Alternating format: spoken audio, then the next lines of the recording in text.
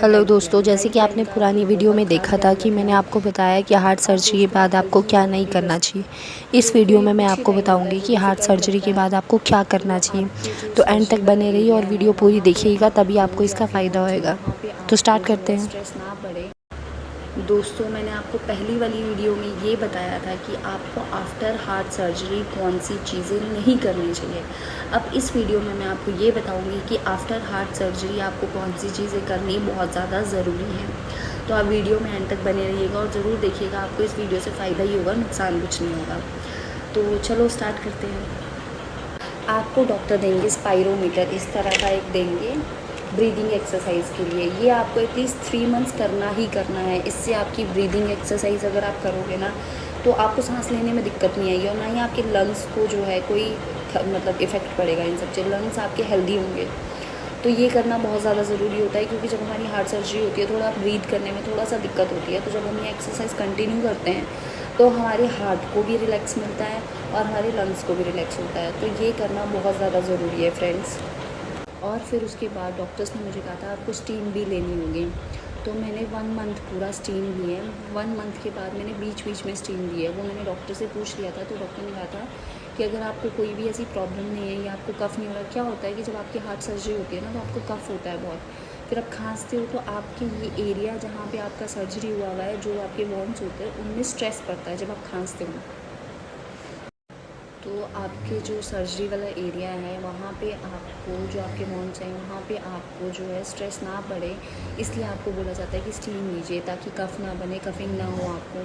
तो जैसे हम खांसेंगे ना, यहाँ पे बहुत स्ट्रेस पड़ता है। और अगर आपको खांसना है तो आपको इस तरह से यूँ आपको पकड़ के और यूँ थोड़ा होके फिर आपको खांसना है। उससे आपको ये एरिया आपका सेफ़ रहेगा, क्योंकि वो ताज़ा ताज़ा होते हैं, आपके स्टिचेस लगे होते हैं, वो उनका टूटने का डर रहता है। इसीलिए डॉक्टर्स बोलते हैं कि अगर आप स्टीम लोगे तो कफिंग कम होगी और इससे प्रॉब्लम कम होगी। वूंड्स को बहुत अच्छे से क्लीन करना है हर दिन। और वूंड्स को क्लीन कैसे करना है आपने, अब देखिए, जो तो डॉक्टर करते हैं, डॉक्टर अलग करते हैं, और डॉक्टर हम लोगों को घर पे खुद से करने के लिए बोलते हैं। और वो आप खुद भी कर सकते हो, ऐसा कुछ नहीं है कि डॉक्टर्स वहाँ पे तो नॉर्मल है वो वूंड्स को क्लीन करना, वो आप खुद कर सकते हो। बस कुछ बातों का आपको ध्यान रखना है। सबसे पहली बात, आपके हाथ जो है वो सैनिटाइज होने चाहिए।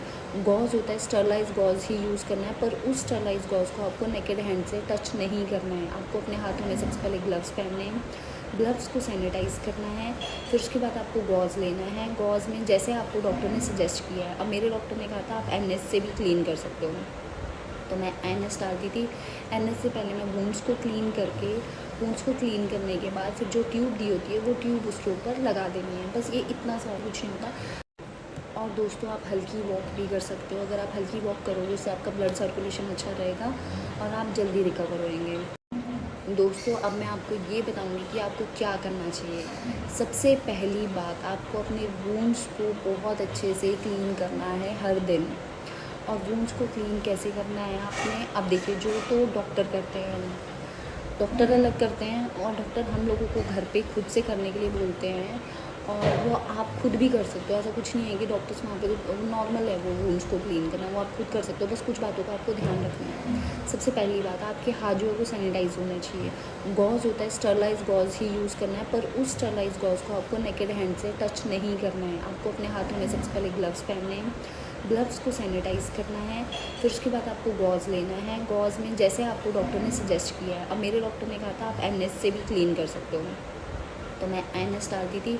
NS से पहले मैं वूंड्स को क्लीन करके, वूंड्स को क्लीन करने के बाद फिर जो ट्यूब दी होती है वो ट्यूब उसके ऊपर लगा देनी है। बस ये इतना सा होता है, बाकी कुछ नहीं होता। डाइट प्लान का आपको बहुत ख़ास ध्यान रखना है कि आपको तली हुई चीज़ें बिल्कुल अवॉइड करनी है एटलीस्ट 4-5 मंथ। मुझे अभी 4 मंथ्स कंप्लीट हो गए हैं, पर मैं बिल्कुल मतलब बहुत ही कम ऑयली थिंग खाती हूँ, बहुत कम खाती हूँ, अवॉइड करती हूँ, क्योंकि वो हमारे लिए नुकसान करेगा। बाद में आप खा सकते हो, बट अभी आपको ऑयली थिंग्स, नमक आपको बिल्कुल अवॉइड करना है। आपको ज़्यादा मीठा भी नहीं खाना है, ज़्यादा मीठा नहीं खाना है, ज़्यादा नमक नहीं खाना है, और ऑयली नहीं खाना है। ये तीनों चीज़ें आपको बिल्कुल अवॉइड करनी है डाइट में। आई होप आप लोगों को इससे कुछ फ़ायदा ही मिले। तो दोस्तों, फिर मिलेंगे अगली वीडियो पे। Bye bye.